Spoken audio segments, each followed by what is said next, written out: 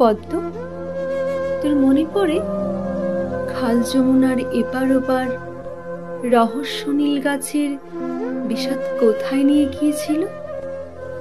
স্পষ্ট নৌকা, ছই ছিল না, ভাঙা বৈঠা গ্রাম হারানো, বন্য মুঠোই ডাগর সাহস, ফল ফুলন্ত নির্জনতা, আড়াল বাঁকে কিশোরী চাল, ছিটকে সরে মুখের জ্যোতি।